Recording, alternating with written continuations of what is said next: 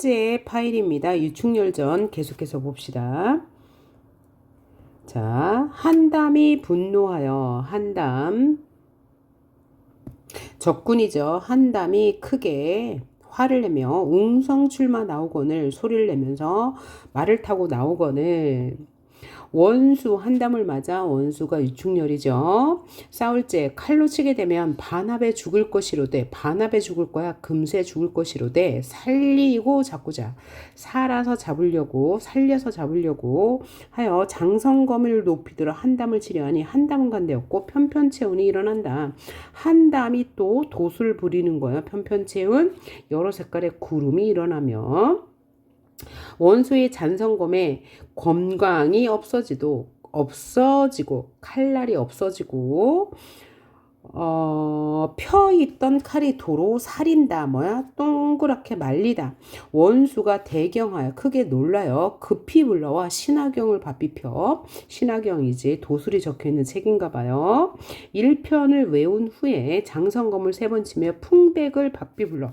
풍백 구름의 신, 구름신이에요. 구름을 주관하는 신을 바삐 불러. 체운을 쓸어버리고 안순풍 이지조화를 붙여 적진을 살펴보니 이것도 이제 어떤 도술인 거죠. 적진을 살펴보니 한담이 변신하여 체온에 쌓여 10여 척 장검 번뜩이며 원수를 따라와요. 그래서 원수 그제서야 깨닫고 왈 한담은 천신이라 산채로 잡으려 하다가는 도리어 환을 당하리라. 그러니까 여기서 정한담과 유충렬은 막상막하로 싸우고 있어요. 왜냐하면 이 둘은 다 하늘에서 내려온 선관이기 때문에요. 남자 선녀는 선관이라고 합니다. 그래서 하고 싸우려 나갈 때 진전, 그러니까 군대 앞에 안개자욱하며 장성검 번개되어 공중에 빛나며 한담을 치려하되 한담의 몸에는 종식 칼이 가지기 가들 못하거늘, 그러니까 칼을 찔러도 칼이 들어가지 않아요. 적진을 향하여 뒤로 들어 진중을 해칠 듯하니 한담이 원수를 따라잡으려 하고 급히 회마차의 번개 언듯하며 한담의 탄말이 땅에 거꾸러지거늘 급히 칼들어 한담의 목을 치니 목은 받지 않고 투구만 깨어졌다. 그래서 이 가의 장면은 뭐예요? 지금 한담과 유충렬의 격전의 장면이에요. 막상막하. 그러면 나 장면 한번 볼게요. 계속 이어서 봅니다.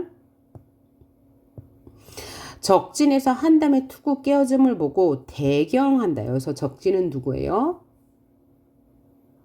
남적의 군대 진영이죠. 한담의 투구 깨어짐을 보고 크게 놀라서 급히 쟁을 쳐 어떤 악기를 쳐서 소리를 낸 거죠. 거두음에 한담이 기운이 세진하여 기운이 빠졌어요. 거의 죽게 되었더니 쟁을 쳐 거두음에 본진에 돌아와 정신을 놓고 기운을 수습하지 못하거늘 좌우 구안이 겨우 정신을 차려 앉으면서 말하기를 선생은 어찌 알고 소장을 불렀나이까. 여기서 선생은 도사예요.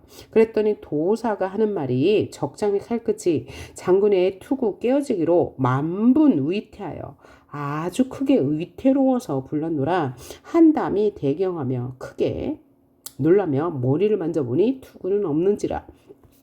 더욱 놀라면서 하는 말이 적장은 일정 천신이요 사람은 아니로다. 그러니까 서로의 정체를 모르는 거예요. 선관이었다는 것을 모르는 거예요. 전생을 모르는 거죠. 10년을 공부하여 사람은커녕 사람은 물론이고 귀신도 측량하지 못하는 법이 많았더니 무슨 소리에 10년을 공부하였어도 사람은 물론이고 귀신도 알아보지 못하는 법이 많았어요. 그래서 마룡과 취일기 자신의 이제 진영에 있는 사람들이죠. 부하들일 거예요. 죽음을 보고 조심하여 10년 배운 법을 오늘 모두 다 베풀어 적장을 잡으려 하였어요. 그래서 적장은 누구겠어요? 유충렬.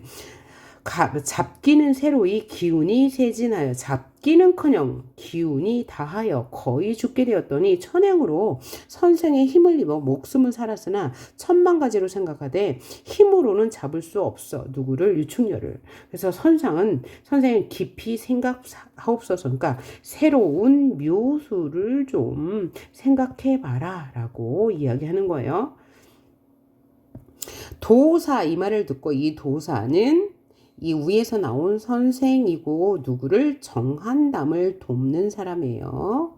정한담을 돕는 사람. 이 말을 듣고 간담이 서늘하여 간담이 서늘하다 크게 놀라서 이윽이 생각하다가 군중에 전령하여 명령을 보내 진문을 굳이 닫고 이제 이 군대 진영의 문을 닫고 한담을 불러 말하기를 적장을 잡으려 할진대 인력으로는 잡지 못할 것이다. 사람의 힘으로는 못 잡으니 군장 기계를 모아 군장에서 기계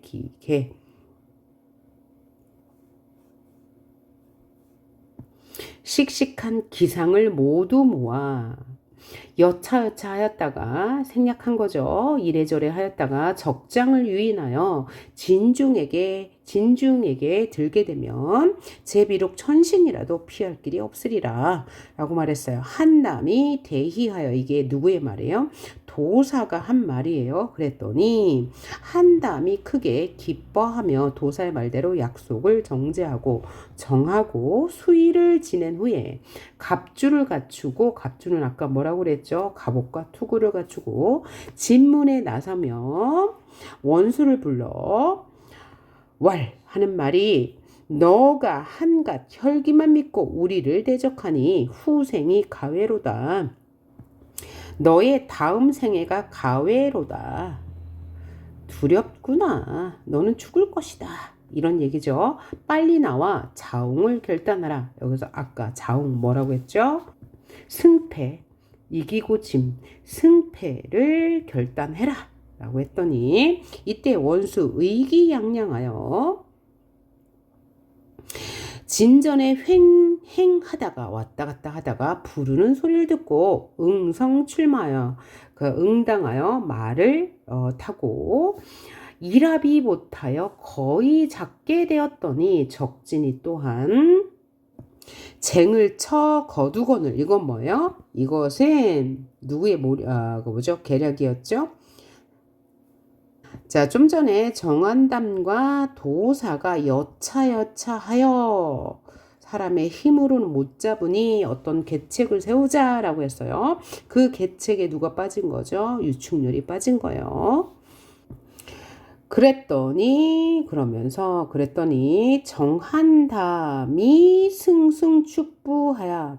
자, 승리하는 기세로 뒤따라가서 바로 적진 선봉을 헤쳐 달려들째 장대에서 북소리 나면 난데없는 안개 사면에 가득하고 적장이 간데없고. 여기서 적장은 누구예요? 정한담이겠죠.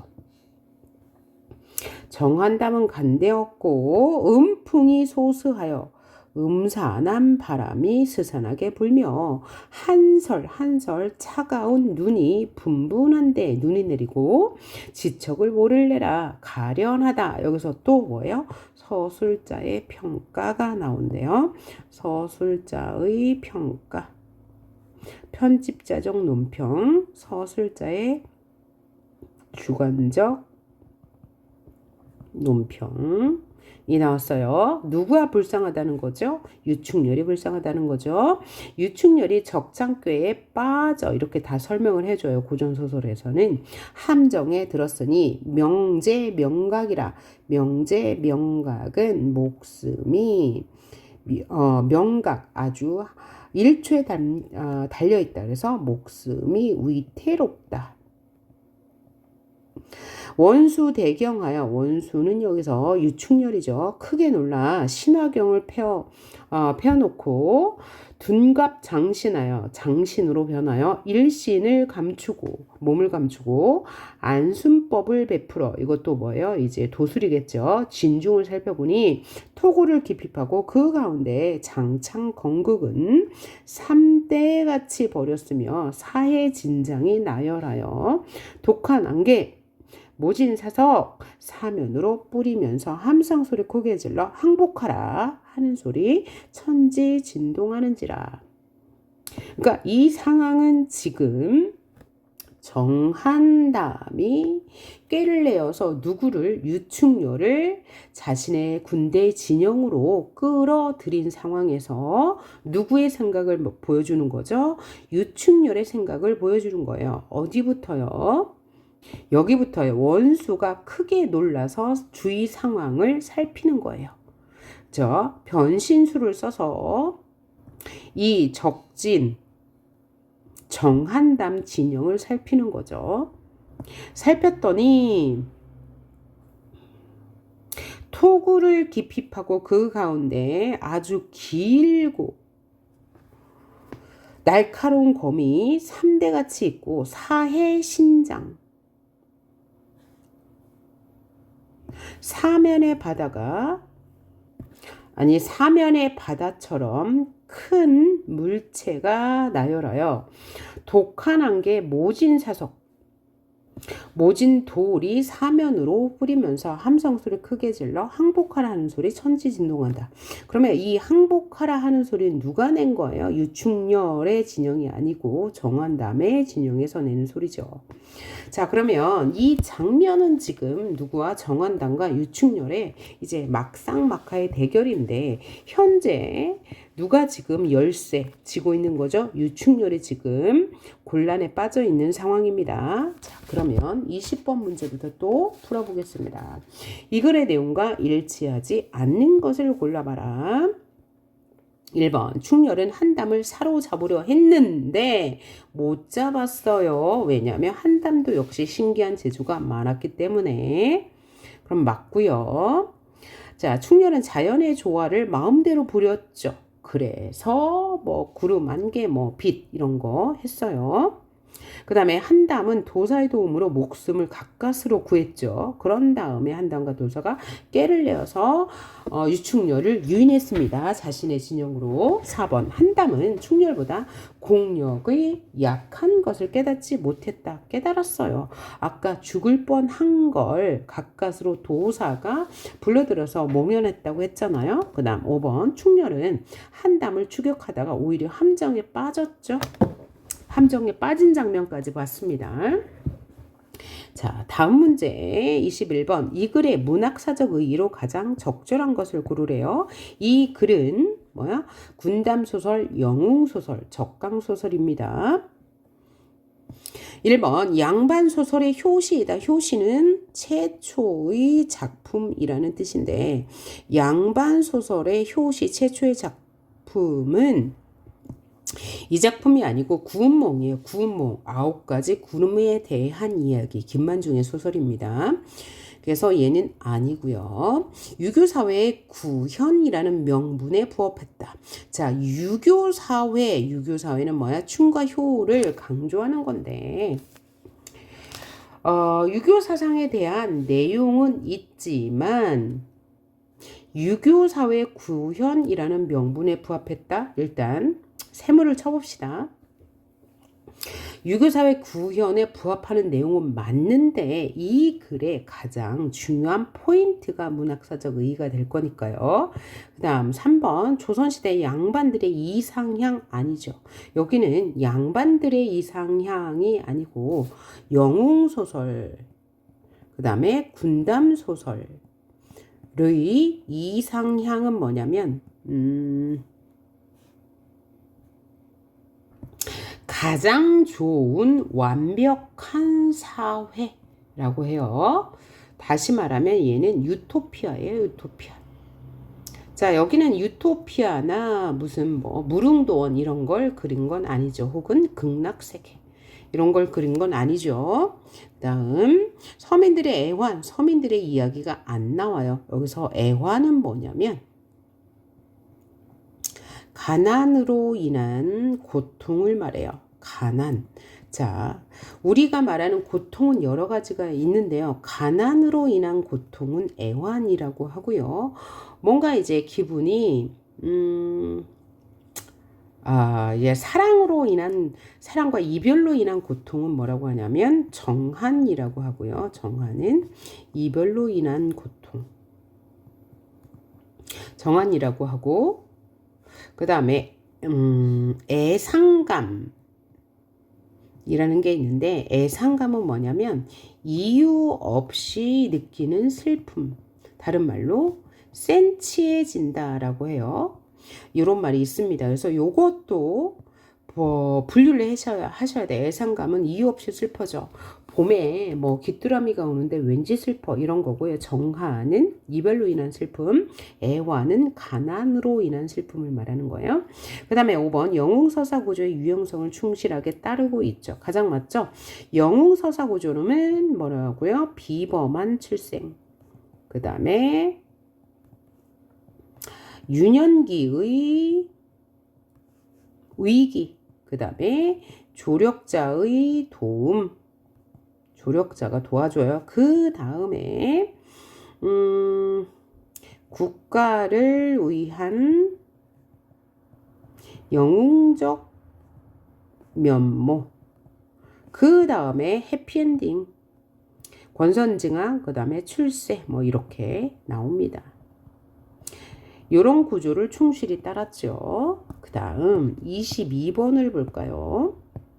나를 희곡으로 각색할 때, 나 장면이 뭔가 한번 볼까요? 나 장면이, 그죠? 여기 지금, 위태롭게 싸우는 장면인데, 정한담이 가까스로 목숨을 구했어요.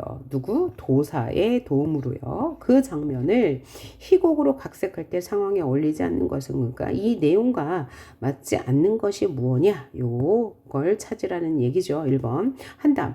정신을 수습하며 선생은 저의 위기를 어떻게 하시고 쟁을 쳐서 저를 부르셨어요. 이 장면이 있었죠. 도사 나직하게 자제. 자네 투구를 만져보게 투구가 없지 않나 이런 장면 나올 수 있죠.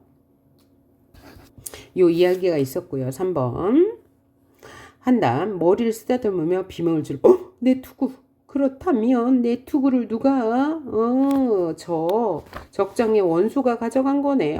그 사람의 공력이 대단하네. 이런 장면이 있었고요. 한담 창백한 얼굴로 글은 어린아이입니다. 어찌 감히 넘볼 수 있겠습니까? 칼을 흔들어 보면 내가 이 칼로 단칼에 베어버리고 말겠습니다. 어린아이랍니다. 아니에요. 그의 신통한 능력을 보았기 때문이죠. 여기서 어린아이는 그는 누굴 말하는 거예요? 유충렬. 그렇죠. 유충렬의 공력이 대단한 걸 보았습니다. 네, 도사가 내게 좋은 생각이 있네 따라오게 하면서 여차하고 설명해서 누구를 유충렬을 유인하는 장면 나왔죠. 그 다음 28번 기억의 충렬이 한담을 대하는 태도를 물어봤는데 기억이 뭔가 봅시다. 자, 기억에서 원수 한담을 맞아 누가 유충렬이 싸울지 칼로 치게 되면 반합에 죽을 것이로되라는 것을 보니까 원수는 한담의 공력을 아직 모르는 상태예요. 그래서 칼로 치게 되면 금세 죽을 것이니 살려잡기 위해서 장성갑을 높이 들어 한담을 치렸는데 한담이 간데 없어. 그래서 놀란 거죠. 한담도 뛰어난 능력이 있다는 것을 알은 거예요. 알게 된 거죠. 그러면 23번 충렬이 한담을 대하는 태도로 옳은 것은 무엇이냐? 1번 초조한 마음으로 경계하고 있다. 처음에 뭐라고 했어요? 한 칼에 베면 반합에 죽을 것이다. 그러니까 살려서 잡아가자 라고 했으니까 처음에는 무시한 거예요. 2번 만만하게 생각하다. 하며 방심하고 있다. 이게 맞네요. 3번 상대방의 계략을 꿰뚫고 있다. 계략이라는 걸 생각 안 했고 만만한 존재로 생각하고 있어요. 신중을 기하며 조심스럽게 행동하고 있지 않아요. 단칼에 베면 반합에 죽을 거야 라고 했어요. 부담스러운 존재로 여기고 두려워하고 있지도 않습니다. 자, 반합에 베면 죽을 것이니까 라고 생각하고 칼을 높이 들었는데 정한담이 없어졌어요. 다음 24번을 볼게요. 니은을 말하는 이의 의도가 직접적으로 드러나도록 속담으로 고쳐서 표현해보래요. 그러면 니은을 봅시다. 자, 니은을 보니까 한담이 후생이 가외로다. 어떤 상황에서 이 말을 한 거예요? 네, 계략을 쌓아놓고 누구 유충녀를 유인하면서 너 후생이 불쌍해. 그러니까 뭐야? 너 지금 죽을 거야 라는 얘기죠. 이 표현으로 적절한 것은 누워서 떡 먹기다. 너 금방 죽을 거야. 너 죽이는 것은 쉽지 라는 얘기고요. 쇳불도 당김에 빼라. 너 지금 죽일 거야. 이런 얘기고요. 하늘 바라보고 침 뱉기다. 네 얼굴에 욕을 하는 거야. 이런 얘기고 얘는 아니겠네요. 못된 송아지 엉덩이에 뿔 난다 이런 말 할 수 없고 하룻밤맞이 범 무서운 줄 모른다. 이게 가장 적합할 것 같아요. 왜냐하면 후생이 가외로다. 너 지금 죽을 거니까 불쌍해 라고 이야기한 거잖아요. 그렇죠? 그러니까 너가 지금 그렇게 까불지 너 곧 죽을 거야. 이런 의미로 해석할 수 있다는 거죠. 그 다음 이슈 3, 25번 어휘 문제 봅시다. 1번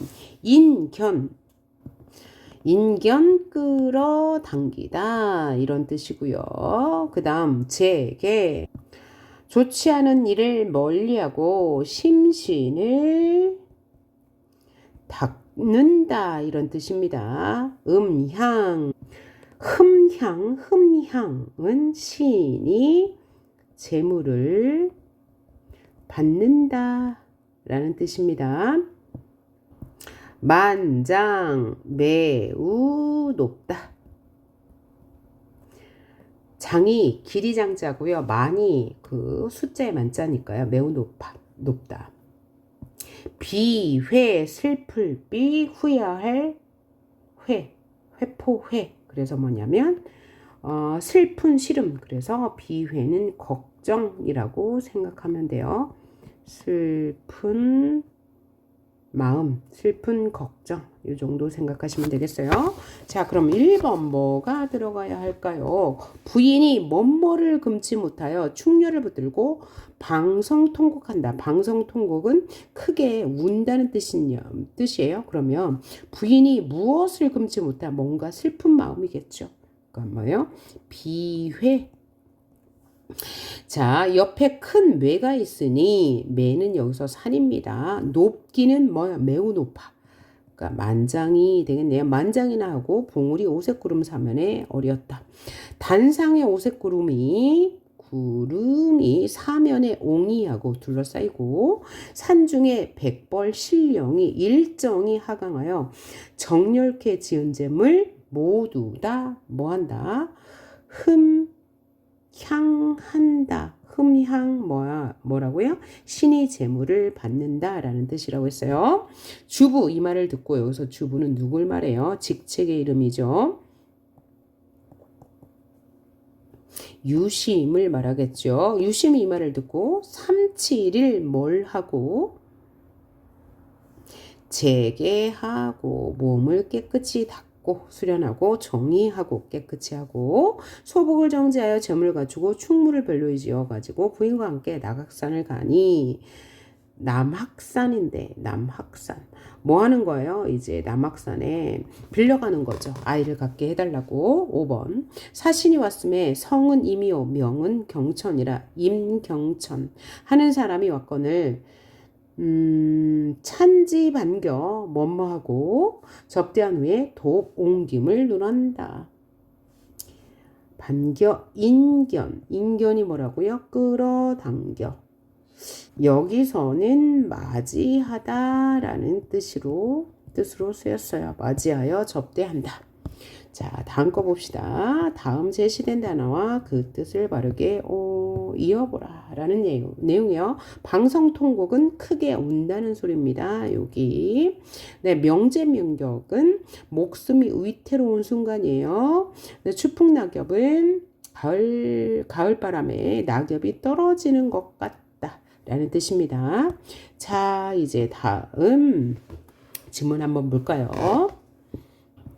자, 봅시다. 대명국 영종 황제 주기 초에 황실이 미약하고 법령이 불행한 중에 남만북적과 서역이 강성하여 모반할 뜻을 두매 이런 거로 천자 남경에 있을 뜻이 없어 다른 데로 도읍을 옮기고자 한다.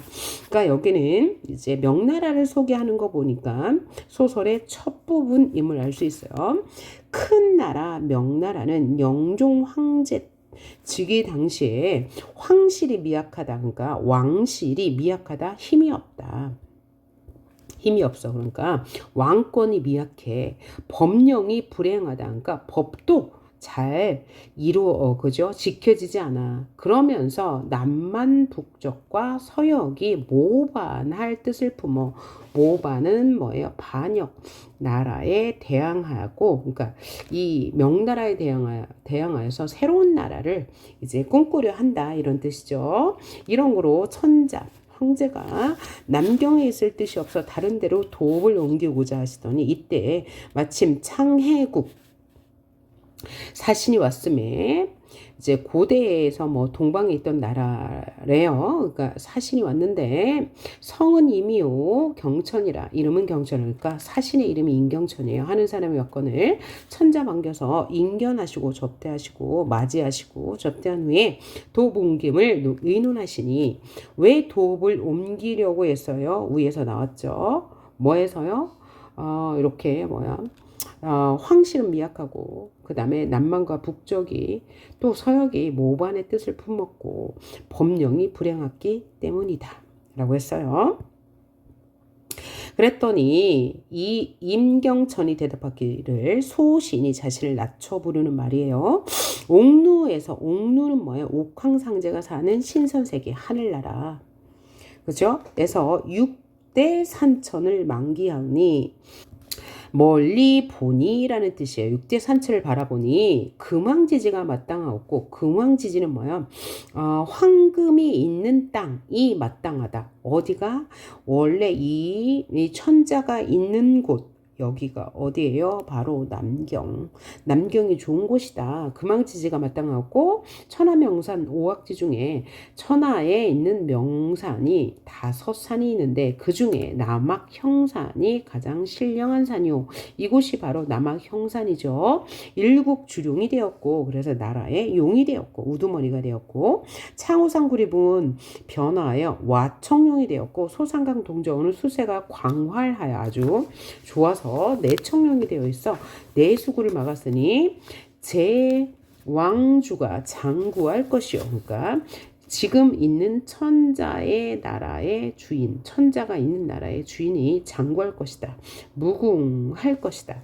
계속 이어질 것이다.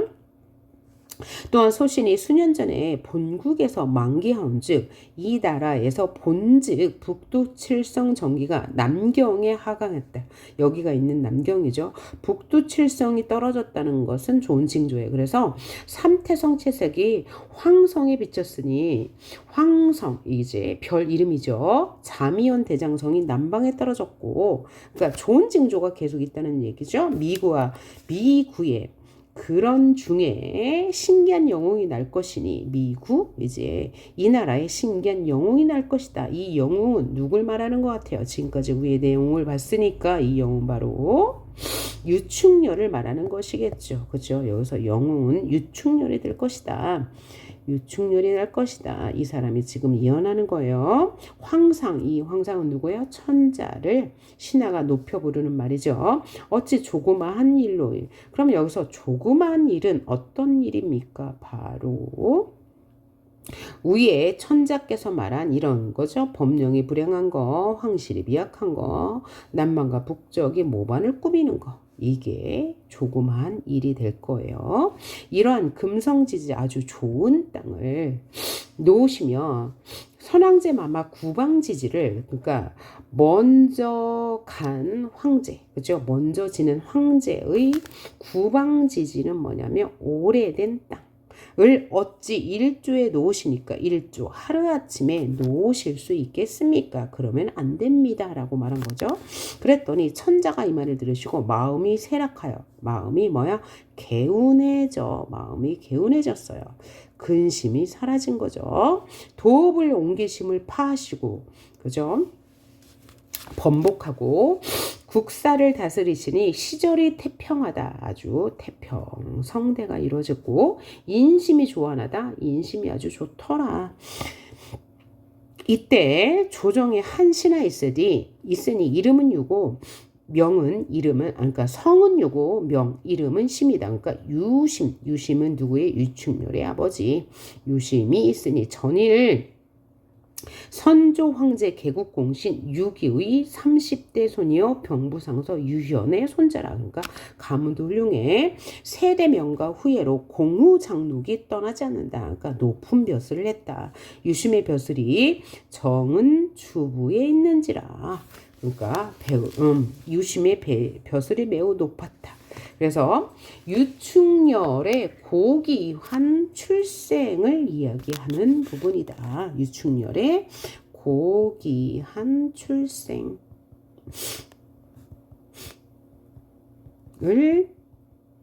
소개하는 부분이 되겠어요. 그 다음 우인이 정직하고 여기서 우인은 누구를 말하는 거예요? 유심을 말하겠죠. 유충렬의 아버지. 유심. 성정이 빈첩하여 일심이 충성하여 국록이 궁중하니 가산이 요구하고 작법이 화평하니 세상 공병을 일대에 제일이요 인간부기는 만민이 징송하되 다만 스라에 일점 혈육이 없어 매일로 한탄하며 1년 1도에 선형제세 당하면 홀로 앉아 울어. 그러니까 뭐죠? 제사 때문에 혼자 앉아 울었어요. 왜? 자식이 없어서. 슬프다 나의 몸이 무슨 죄지여 국록을 먹거니와 자식은 없으니 세상에 좋다한들 좋은 줄 어찌 알며 부기가 영화롭대 영화된 줄 어찌 알리. 대구법이 쓰였네요. 여기 아까 맨 처음 부분 한 부분입니다. 그래도 다시 할게요. 나주고 청산에 묻힌 백골 니라서 거두으며 선영 양 향화를 니라서 주장하니까 내가 죽어도 제사 지낼 자식이 없다는 말이죠. 하야머는 눈물이 옷깃을 적시는지라. 이렇듯 설어하니 서러워 말하니 부인 장씨는 이부상서 장윤의 장녀라. 그러니까 부인 장씨 역시 고귀한 집안의 혈통이다.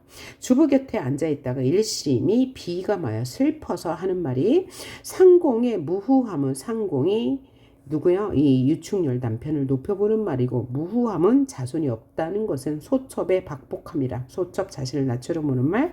제가 복이 없어서 그래요. 첩의제를 논직컨대 벌써 버릴 것이로되 상공의 음덕으로. 자 그래서 옛날에는 뭐야? 소생을 하지 못하면 그러니까 아이를 낳지 못하면 버림받았는데 이 뭐야? 유심은 유덕하여서 음덕으로 지금까지 저를 내치지 않으셨으니 부끄러운 말씀을 어찌다 하오리까. 말할 수가 없네요. 듣사오니 천하에 절승한 산이 남악형산. 아까 남악현상이 아주 좋은 곳 금성지지라고 했죠. 하오니 속으로 생각지 말고 산신께 발언하여 정성이나 드려보심이 어떨런지요? 라고 물었어요. 자 그러면 이 글의 내용은 영웅의 일성 중 어느 단계에 해당하는 부분이에요? 바로 고귀한 혈통의 인물임을 말해주는 부분이죠. 28번 앞으로 일어날 사건을 암시하는 구절. 그러면 앞으로 일어날 사건은 어떤 사건이에요? 영웅이 탄생한다는 거죠. 영웅이 탄생한다는 거예요. 그러면 누가 옆에 앞에서 여기 사신 누가? 임경천이 천자에게 말했죠. 뭐야? 신기한 영웅이 날 것이다 라고 했어요. 이게 뭐로? 앞으로 여기 남악형산에 여기 뭐죠? 남경이라는 곳에 신기한 영웅이 날 것이다를 뭐야? 암시해주는 뭐라고 합니까? 복선이라고 하죠. 여기를 우리는 복선. 앞으로 이 남경에 영웅이 날 것이다 라고 했어요. 그러면 뭐라고 쓰면 돼요? 미구의 신기한 영웅이 날 것이다. 미구의 신기한 영웅이 날 것이다. 그럼 미구는 무슨 뜻이에요? 오래지 않아 이런 뜻입니다. 오래지 않아 여기 영웅도 날 거고 이 땅 어디는 남경은 금성지지 아주 좋은 기운이 많은 땅이야 라고 말했어요. 다음 문제. 문매 본래의 뜻에서 벗어나 부모의 보호를 받는 테두리 안을 이르는 말. 아까 우리 어휘에서 했었죠. 뭐라고요? 슬하. 슬하는 원래 무릎 아래라는 뜻이 있는데 어떤 의미로 쓰여요? 부모의 보호를 받는 이라는 뜻으로 쓰이죠. 자, 다음 문제 30번. 기억에 해당하는 내용으로 알맞은 것은? 자, 요것도 아까 제가 이야기한 건데 맨 앞부분이 나오죠. 기억이 뭐냐면 조그마한 일이 뭐라고 그랬어요? 황실이 미약한 거, 법령이 불행한 거, 남만 북적과 서역이 뭐야? 모반을 꿈꾸는 것. 그럼 이 중에 알맞은 것은 뭐예요? 바로 이제 천자가 여기 남경을 떠나려 한다 그랬어요. 왜 떠난대요? 금방 말한 부분이죠. 그럼 여기 제가 말한 것 중에 해당하는 건 뭐예요? 주위에 오랑캐가 뭐죠? 반란을 일으키는 건 남만 북적 서약이 강성하여 모반을 꿈꾸는 것. 이게 반란이죠. 모반. 자, 다음 문제. 자, 니은이 뭐냐면 상공의 무함은 소첩의 박복함이라 라고 했어요. 자, 우리 이런 논리적 오류에 대해서 6번에서 살펴봤습니다. 6번에서 본 것은 성현 공부자도 이구산에서 빌어났고 정나라 정자산도 우정산에서 빌어났으니 우리도 가서 빌어보자. 이건 무슨 오류였어요? 성급한 일반화의 오류였죠. 자, 그런데 여기 니은에 나타난 것은 상공의 무함은 소첩의 박복함이에요. 그러니까 상공께서 자식이 없는 것은 제가 복이 없기 때문이에요 라는 거죠. 그럼 얘는 무슨 오류냐면 잘못된 유추의 오류예요. 뭐라고요? 잘못된 유추의 오류. 자, 유추라는 것은 어떤 특성이 다른 특성에도 적용될 것이다. 그래서 두 일에 공통점을 들어서 먼저 일어난 혹은 어떤 일에 대한 결과가 다른 일에도 적용될 것입니다. 그러면 소첩, 그 유축열의 어머니가 박복해서 그 남편까지 자식이 없다. 이것은 유추를 잘못한 거죠. 왜냐하면 상공의 무함과 이 부인의 박복함은 어느 정도 관계는 있지만 완전히 일치하는 관계는 아니기 때문이에요. 자, 그러면 잘못된 유추의 오류를 한번 찾아봅시다. 선지 1번을 보니까 저렇게 과속을 하다니 저 운전자는 스스로 죽으려 함이 분명해. 이건 뭐예요? 과속을 하는 거는 죽으려고 하는 것이 아니죠. 그러면 이것은 어떤 오류냐면 의도를 확대한 오류예요. 자, 죽으려고 운전을 하는 사람은 과속을 하는 사람은 없을 거니까요.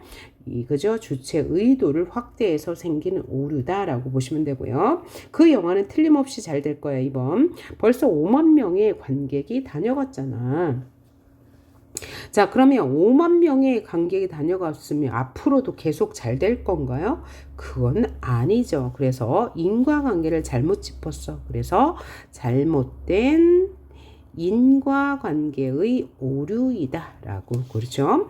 이 원인, 그러니까 처음에 5만 명이 든 것을 가지고 앞으로도 계속 잘 될 거라는 확신을 할 수 없는 거예요. 그래서 잘못된 인과관계의 오류라고 할 수 있고요. 자, 3번 봅시다. 철수가 시험에 낙방한 것은 시험 보는 날 아침에 미역국을 먹었기 때문이야. 그날이 철수의 생일이었거든 이라고 말했어요. 그러면 자, 아침에 미역국을 먹으면 반드시 시험에 낙방하나요? 그건 아니죠. 아침에 미역국을 먹는 것은 아침에 그죠? 미역국을 먹은 것이 철수가 시험에 낙방한 절대적 이유라고 본 거죠. 이것은 뭐예요? 잘못된 유추. 잘못된 유추. 의 오류라고 볼 수 있고요. 그 다음 이 강연은 들어볼 필요도 없어. 강사가 저번에 부정입학으로 무리를 빚었던 대학에 재직하는 교수잖아. 이건 뭐예요? 이 강연이 그 예전에 부정행위를 한 교수가 하는 것이니까 볼 필요도 없다. 이건 뭐죠? 강사의 인격을 가지고 그 사람의 어떤 상황을 가지고 부정하는 거니까 이런 걸 무슨 오류라고 한다고요? 인신공격의 오류라고 첫 파일에서 얘기했고요. 5번 홍길동 선수는 우리나라에서 가장 기량이 뛰어난 축구 선수야. 그러므로 우리가 속한 팀도 우리나라에서 그가 속한 팀도 우리나라에서 가장 뛰어난 선수일 거야. 이건 뭐예요? 그죠? 홍길동 선수가 기량이 뛰어나면 무조건 그의 팀도 기량이 뛰어난 거예요. 그건 아니죠. 이건 뭐예요?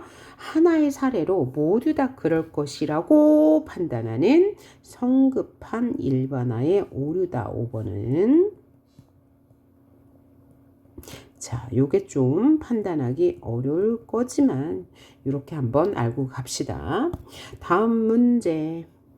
가의 말하기 방식을 보라고 했는데 가가 어떤 부분이냐면 자, 천자에게 누가 이 사람 사신 임경천이라는 사람이 천자에게 무슨 말을 했어요? 천자가 내가 지금 남경에 있을 뜻이 없으니 다른 데로 돕을 옮깁시다 라고 말했더니 천자가 뭐라고 그랬어요?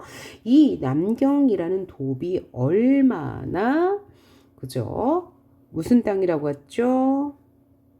금천지지, 그죠? 좋은 기운이 있는 땅이라고 했어요. 왜냐하면 자, 자미연 대장성, 별이죠. 별이 떨어졌고, 그 다음에 그리고 미구 오래지 않아 이곳에서 영웅이 날 거고, 또 이 남악형산, 남경에 있는 남악형산은 금왕지지이기 때문이다. 그러니까 뭐죠? 옮기면 안 된다. 돕을 옮기면 안 된다라고 말했으니까 어떤 말하기 방식이요? 상대를 뭐 하고 있어요? 설득하고 있죠. 그렇죠? 옮기지 말자라고. 그러니까 답은 뭐가 되겠어요? 설득하기. 라는 말하기 방식을 쓰고 있다라고 보시면 되겠어요. 자, 지금까지 32번 문제까지 풀었는데요. 33번부터 41번까지는 다음 파일에서 계속하겠습니다. 수고하셨어요.